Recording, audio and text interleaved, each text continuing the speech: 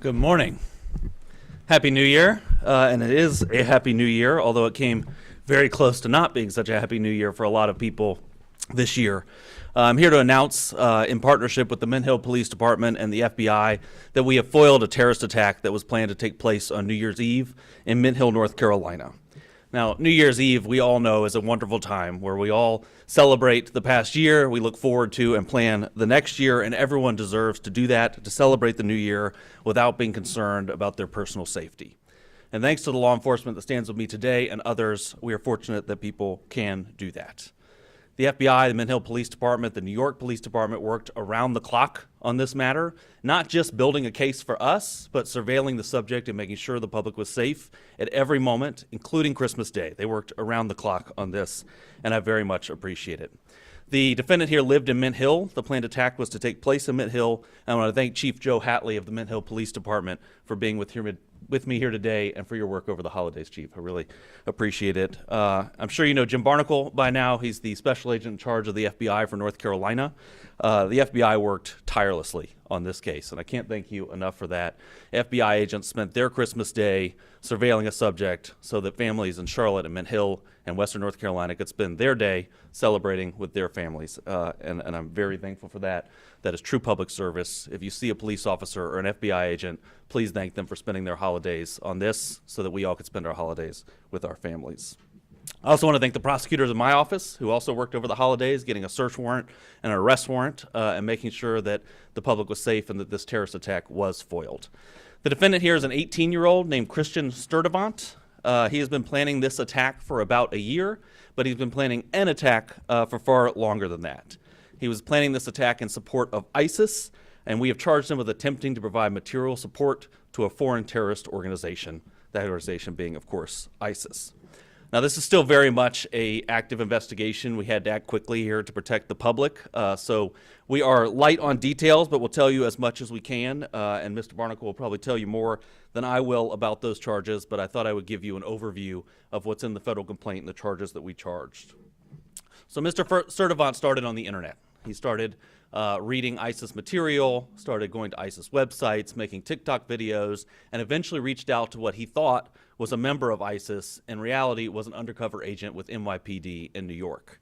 He pledged his allegiance to ISIS with that undercover agent, and he disclosed his plans to, quote, do jihad soon. He then met a second undercover with the FBI, who he also thought was an ISIS participant, and he started to be very specific with his plans. He talked with that undercover agent, again, who he thought was ISIS. He talked about where he was planning to do this attack, which was at a grocery store and a fast food restaurant in Mint Hill, places that we go every day and don't think that we may be harmed. He talked about what means he would use to kill innocent people. He said he was going to wear a Kevlar vest and attack people with knives and hammers. And of course, he talked about when he was going to carry out this attack, which was New Year's Eve. A time when American life is on full display, right? We're all out there in crowds celebrating all that has happened this year, all that is to come, that we are so proud of. And that is when he planned his attack to attack that American way of life. The FBI executed a search warrant at his home, and they found the instrumentalities of the attack. They found hammers and knives hidden under his bed. They found notes where he planned his attack and detailed his attack and plans for how he was going to carry out this attack. It was a very well-planned, thoughtful attack that he had planned and that was fortunately foiled here. He was preparing for jihad, and innocent people were going to die. And we were very, very fortunate they did not. But the fact that along the way, in this extensive planning of this attack, he encountered not one, but two undercover officers should make the public feel very, very good and very safe. Because law enforcement is out there every day, and we know they have a lot to do. But they have people out there making sure that as people plan these terrorist attacks, they have stops so they find it. And they did find it here. And on Christmas, while we were all opening presents, they were sitting in a driveway making sure that the public was safe. And we're very, very appreciative of that. Mr. Sturdivant was arrested on New Year's Eve, the day he planned his attack. Of course, it did not become public today. It has been under seal until today. He made his initial appearance in federal court this morning, about an hour ago, and this case is now moving through the judicial process. So he will have a preliminary hearing After that, in a detention hearing, and of course we will seek that he remain detained, but that's up to a federal judge on that issue. He faces a statutory maximum sentence of 20 years, but as I always tell you, every individual defendant gets a sentencing hearing where a judge takes into account a host of factors under the United States sentencing guidelines. They look at that individual defendant. The judge, he or she, looks at that individual defendant and makes a decision on sentencing, so we don't know what the ultimate sentence will be here. Originally, and I think it is notable, as part of their efforts, the FBI took Mr. Sturdivant to a state magistrate judge to try to have him involuntarily committed. And that was because he had threatened not only other people's lives, but in the process said that he planned to die by a policeman shooting him. So he had threatened other people's lives and self-harm, but the state magistrate judge denied involuntary commitment. Fortunately, the FBI did not give up then and continued to build a federal case and get the evidence they needed to charge him and detain him and keep everyone safe on New Year's Eve. And I'm very, very thankful for that because countless lives were saved here. On New Year's Eve, everyone is at the grocery store. We're all buying the things we need to celebrate, and we could have had a significant loss of life and significant injury here. So we will be here at the federal level dedicated to making sure the public is safe like we were in this case.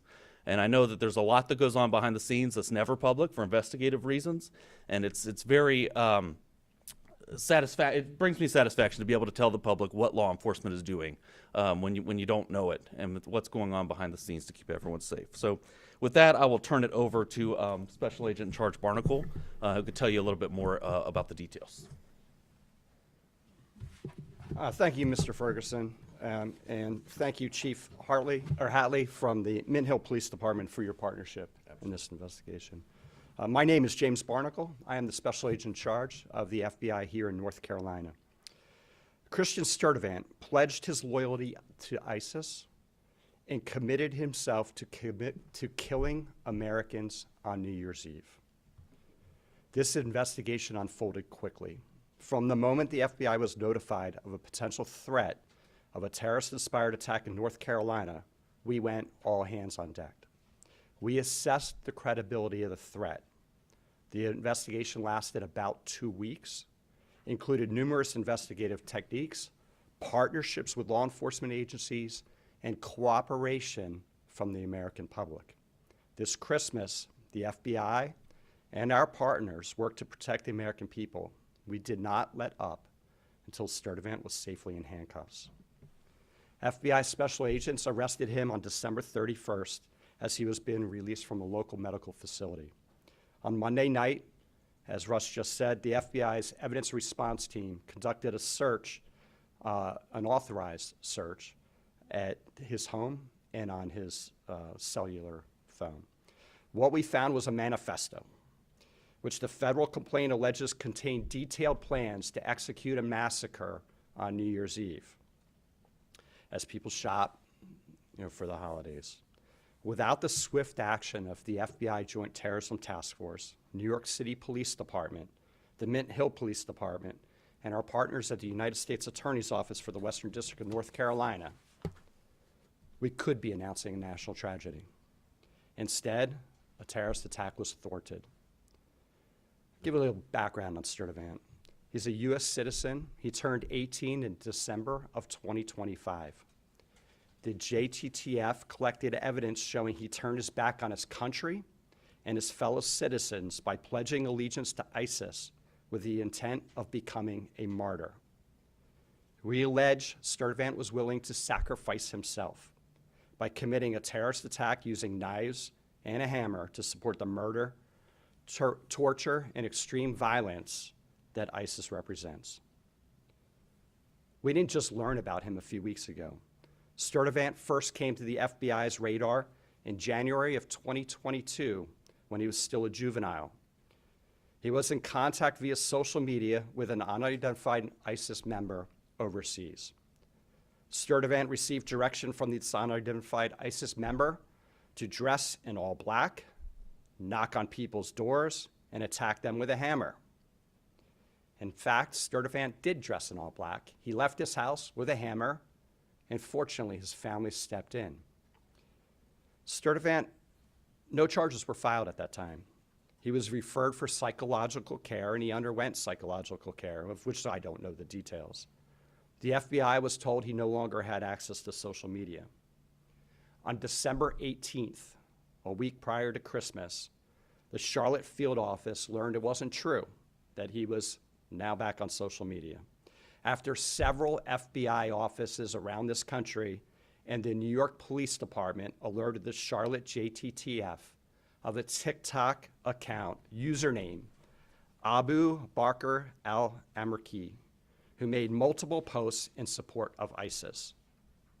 Sturdivant was identified as the account holder. And with federal search warrants, the FBI obtained his previous posts to assess the extent of threats to the homeland. But according to the complaint, on or about December 12th, Sturdivant began communicating with an individual on multiple social media platforms. Unbeknownst to Sturdivant, he was talking to a government online covert employee. Within just a few days, Sturdivant direct messaged the online covert employee with a picture of 2 hammers and a knife. The message was significant since in recent years, an ISIS propaganda magazine promoted the use of knives to conduct terrorist attacks in Western countries. The same ISIS magazine which suggested using vehicles to ram crowds, like the terrorist attack last year on New Year's Day on Bourbon Street. The conversations between the undercover employee and Sturdivant escalated further. Sturdivant allegedly sent a voice recording pledging Bayat, a loyalty oath to ISIS. And on December 20th, the direct messaging allegedly showed Sturdivant asking for help getting firearms, specifically weapons, guns, to carry out the terrorist attack at a food market here in Charlotte area. Thankfully, that did not occur.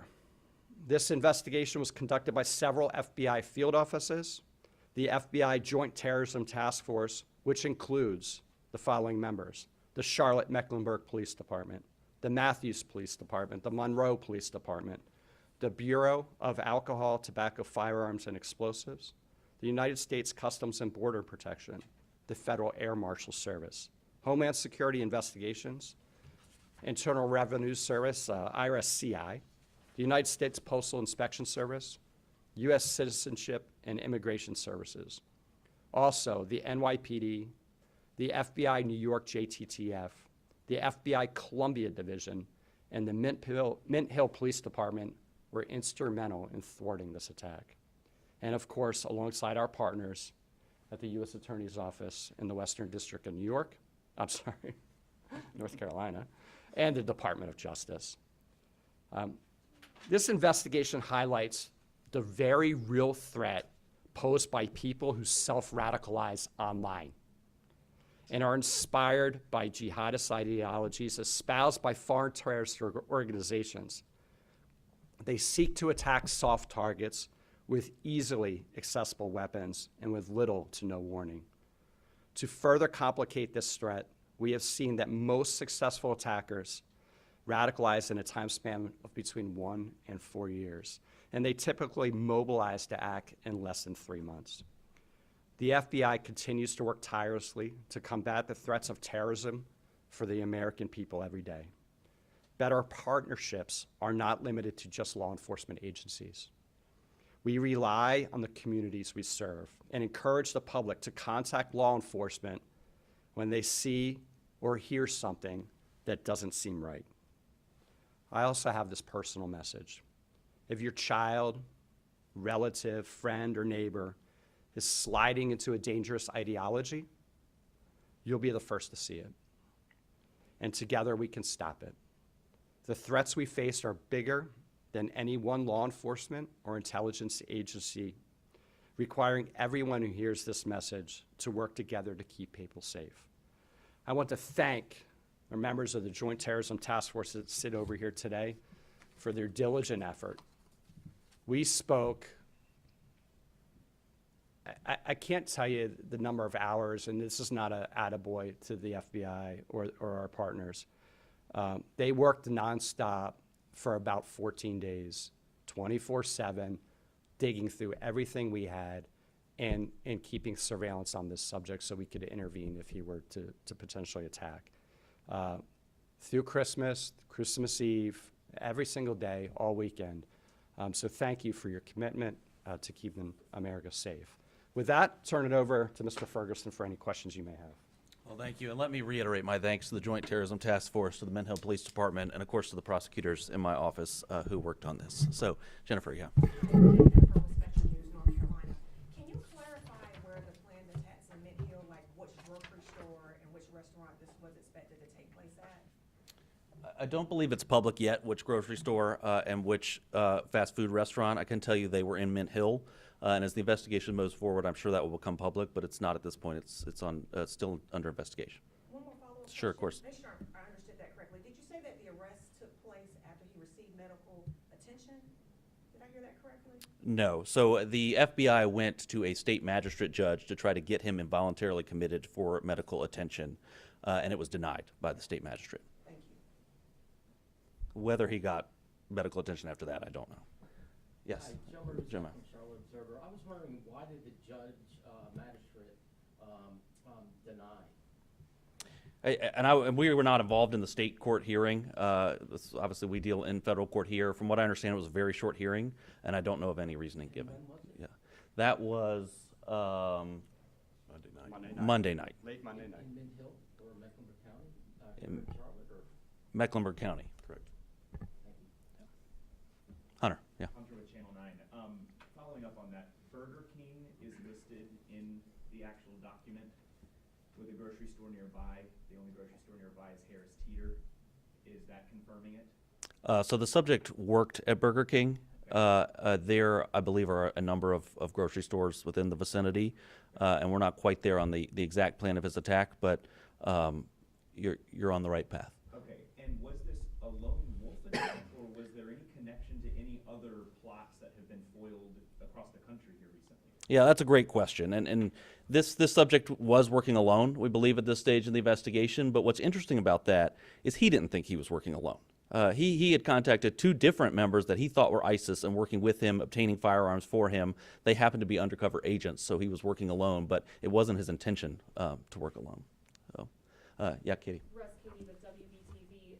You mentioned the grandfather had tried to prevent an attack before. Were they aware of his recent posts on social media? Did they know anything about his recent planned attacks at all from their investigation? I don't have any indication the grandparents were aware of the social media posts. What we do know is that the grandfather secured the knives in the home, secured the hammers, tried to make sure that Mr. Sturdivant did not have them, and yet when we executed the search warrant, they were found under his bed. So, thank you. Jen. Jen Correa from Queen City News. Just wondering if the grandparents are going to be facing anything or if they're cooperating with you on this. Obviously, they knew something was up, but did they do enough to be okay? That's a great question. The grandparents have been interviewed, and our investigation's ongoing, and we'll see where it goes. But right now, and especially in the very urgent part of this, we've been focused on Mr. Sturdivant. Hunter, yeah.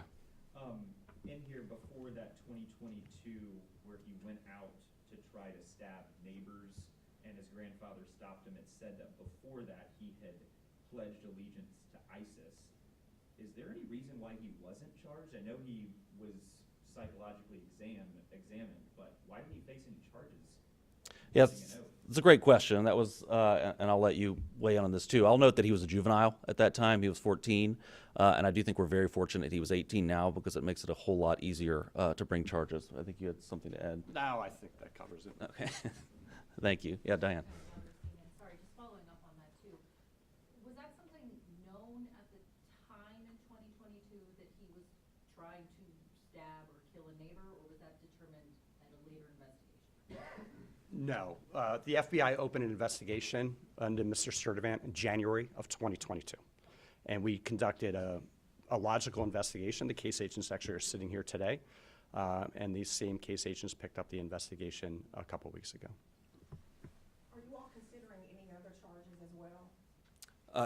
We're always considering additional charges. And so in this case in particular, because this is a very early and an ongoing investigation, we are certainly investigating and looking at other charges, whether that's a firearm charge or some other charge. Right now, we feel confident we have this charge, which is attempted material support of ISIS, but we'll see how the investigation unfolds from here. Thank you. Yeah, definitely. Hunter. Question for Chief. Of course. If you would. Certainly. I mean, we see this in parts of our country, but you never think it's your own city. This is Mint Hill that is now a thwarted ISIS terrorist attack. What are your thoughts on all of this? Truly, I believe that's everyone's famous last words. It's never going to happen here. It will never, that can't be my neighbor. It can happen anywhere.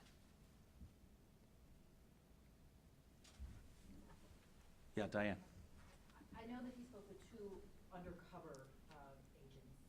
Did he actually ever have any interactions, do we know of, with actual members of ISIS or terrorists or anything like that?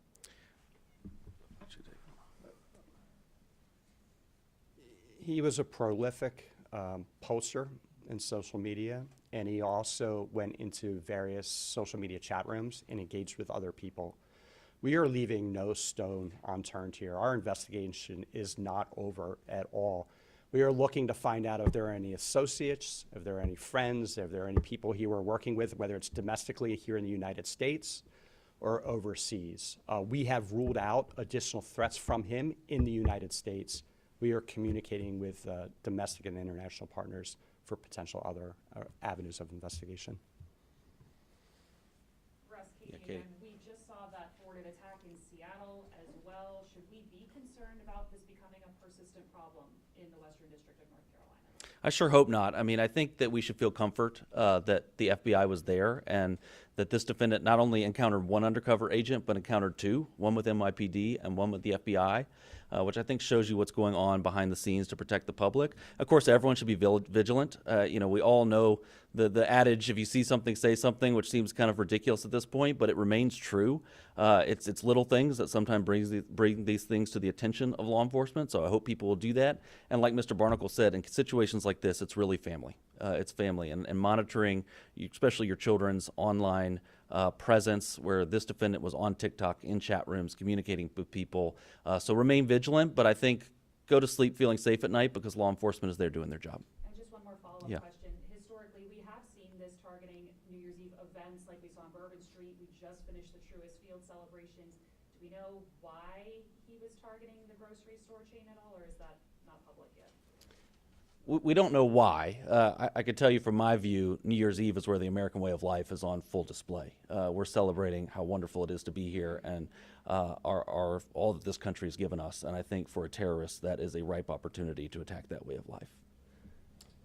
Yeah, we do have some intelligence that he was looking at a grocery store because there would be a lot of people there. He knew there would be a lot of people there grocery shopping, which is why we said that in our remarks. He was looking for a high-profile place. There's a couple grocery stores in Mint Hill. He wasn't set on just one. He was looking at multiple, whichever one had the most people in it. Yeah. Anna came with Hey, Anna. WCNC. So you mentioned that he was arrested on New Year's Eve, correct? Correct. What was the, I guess, setup for, because, I mean, if the attack was planning to happen on New Year's Eve and he was arrested, then what was the setup there to prevent that?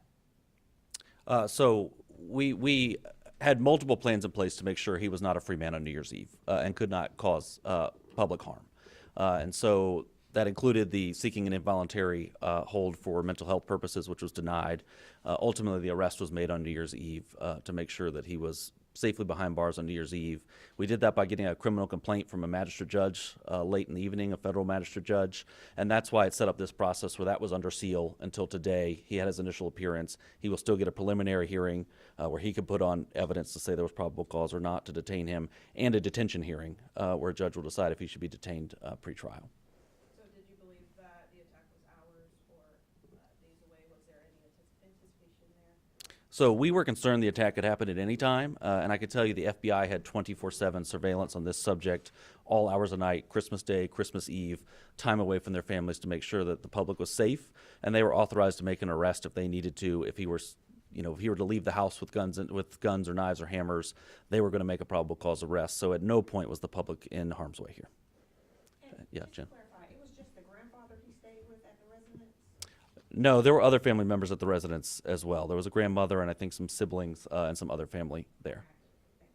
I also note that it says that his grandfather is a Christian minister in Charlotte. Is there any reason to believe that his family members were also in I could tell you from his notes, he was targeting Jews, Christians, and LGBTQ individuals, and so you can infer from that that his family was in harm's way. I think that's a safe assumption, but it is an assumption.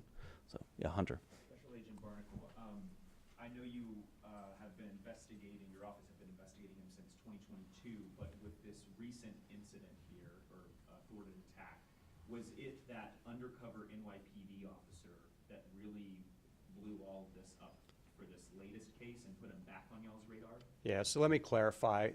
When we opened the case in January 2022, we conducted a logical investigation. Once he was seeking mental health services and he was no longer on social media, we closed our investigation. So he was off of our radar. In December, we had contact from FBI field offices, two different offices, well, three FBI field offices, as well as the NYPD Undercover. Kind of simultaneous. I'm not sure which came in first, but certainly the NYPD Undercover had the most information, the most facts. I think one of our FBI offices came in first. We got that information. We started working and we opened an investigation. But once we started talking to NYPD and the New York JTTF, we went full steam ahead. And this is a very compressed timeline. I want to say the FBI Washington field office reached out to us at night, and then the following morning we had that call with NYPD. Can you just speak to what you can, how difficult this is to pull this off and thwart an attack like this? Well, the FBI deals with threats every single day. Here in North Carolina, we get hundreds of viable or credible threats to life. And so our agents are really good at mitigating those threats, figuring out if they're credible and if the subject is capable of carrying out that threat. And so we go out and we do an investigation, a logical investigation. We often work with local police departments, and we go out and interview the person that posted different things. This one was different because this one was not only credible, but investigation revealed that the subject was capable of executing this attack. He was training, he was doing push-ups, calisthenics, fitness. He had stolen both of those knives. He hid them in his residence. His family had actively hid knives and weapons from him. He hid them. He wrote a manifest. He stole 2 hammers out of the storage shed and hid them in his house. He reached out to an undercover and requested guns. So all the different things are lining up that, when your hair stands up on the back of your neck, that's not enough to charge. We still got to conduct an investigation. We still have to work with the U.S. attorney and prosecutors, and we still have to have a federal judge agree that there's probable cause to charge. These things are hard to do, but this is what we do. Chief, I have a question for you, if you don't mind. What is your message to the people of Mint Hill today? Again, you guys have been going through a lot within your own department, but what is your message to the community of Mint Hill today? Very clean and simple. Without the collaborative efforts with all the federal and local agencies involved, this clearly would have happened. Rest assured that even while you're asleep, law enforcement is still proactively working to keep you safe. I can't put it any clearer than that. Any additional questions? One more question. Yeah. So he was currently working at the Burger King? Yes. that area. From your knowledge, had you heard any type of concerns from employees or anyone in that area where he worked? Were there any type of red flags there as well? I don't Not to my knowledge, no. Anything else? Well, thank you all. Thank you for covering this, and Happy New Year.